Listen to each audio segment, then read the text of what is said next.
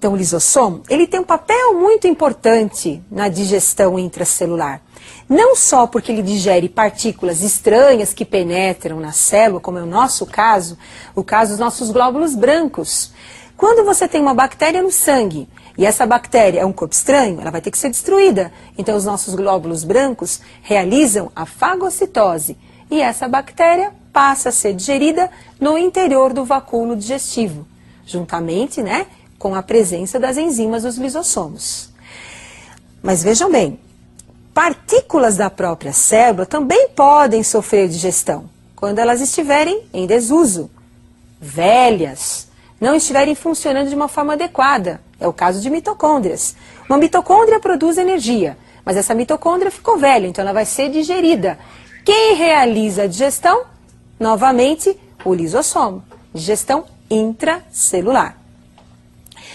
Próxima organela, centríolo.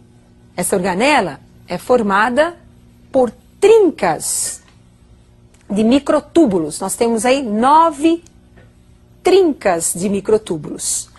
Esses microtúbulos, juntamente com o centríolo, ajudam a formar o que nós chamamos de citoesqueleto da célula. O centríolo aparece na célula animal e dos vegetais inferiores. O centríolo ajuda na formação do fuso durante a divisão celular. Então, como nós acabamos de observar, nós temos várias organelas compondo o citoplasma de uma célula. E cada uma dessas organelas com as suas funções específicas. Então, se eu tenho um atleta realizando uma atividade física, esse atleta precisa de energia. Então, o que vai acontecer?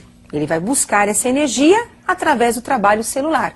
Então, os músculos começam a passar por um processo de contração para buscar essa energia necessária para o trabalho muscular. Essa energia, ela vem da onde? Das mitocôndrias.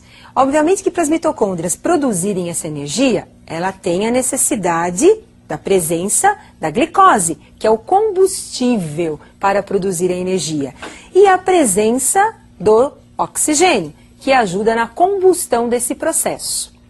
Assim também como nós temos o lisossomo, ajudando no processo de digestão, que no nosso caso, nos pluricelulares, esse processo de digestão é um processo, na verdade, de defesa, porque a digestão ocorre de partículas que são estranhas à célula, que penetraram e que deverão ser digeridas, antígenos como bactérias.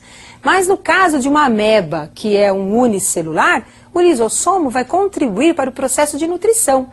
O lisossomo é o estômago da ameba, porque ela tem apenas uma única célula. Então, a única estrutura que digere são as enzimas do lisossomo.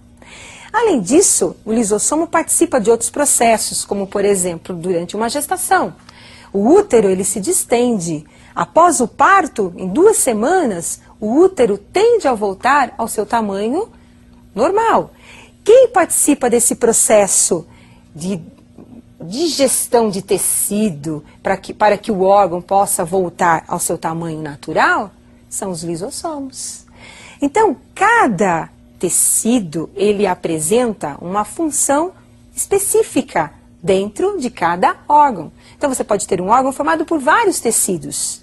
E esses tecidos, que são formados pelas células, elas vão apresentar funções que vão auxiliar a função desse órgão. Agora, tem uma questão que é muito importante para o vestibular, que é a questão da digestão intracelular. E eu gostaria de comentar com vocês alguns detalhes que são importantes para o vestibular. Observem agora a digestão de uma célula. Observem novamente a entrada de uma partícula alimentar. Partícula sólida entrando, formando aí o fagossomo. Lisossomo, vesícula que contém enzimas. O lisossomo é formado a partir do complexo de Golgi. Observem aí, complexo de Golgi, formando a vesícula, lisossomo, contendo no seu interior as enzimas que vão auxiliar no processo de digestão. O fagossomo se une ao lisossomo formando aí o vacúolo digestivo. Então, nós teremos aí a digestão da partícula alimentar. Os resíduos são eliminados e aquilo que é importante para a célula fica no interior da célula. Então, para concluirmos a nossa aula, não podemos esquecer de que existem vários tipos de células. No seu interior nós temos várias organelas. Essas organelas, elas ajudam no funcionamento da célula para melhorar o seu trabalho. E quando a célula melhora o seu trabalho, ela melhora também o trabalho dos tecidos, o trabalho do órgão, do sistema e do organismo como um todo. Então, para responder aquela pergunta, qual a participação da célula no funcionamento de um órgão? Você agora já tem a resposta. A célula participa diretamente no funcionamento do órgão porque ela ajuda na sua formação. O órgão é formado pelos tecidos, os tecidos são formados por células e se todas as células estiverem trabalhando de forma harmônica, esse órgão vai ter um bom funcionamento. Mas pode acontecer esse órgão apresentar uma célula defeituosa, uma célula que tem no seu núcleo, no comando celular, um problema de síntese de erros de proteínas. Vamos imaginar o pâncreas. O pâncreas é um órgão que produz a insulina. Se nós encontrarmos um tumor nas células do pâncreas, nós vamos encontrar uma deficiência de produção de insulina. Essa deficiência de insulina vai levar ao mau funcionamento do pâncreas e vai provocar um descontrole na taxa de glicose do sangue de uma pessoa. Então, se você tem um descontrole no funcionamento celular, você descontrola o órgão. E o órgão vai descontrolar quase que todo o organismo.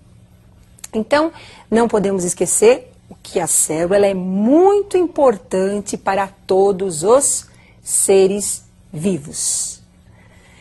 E eu aguardo vocês para a nossa próxima aula.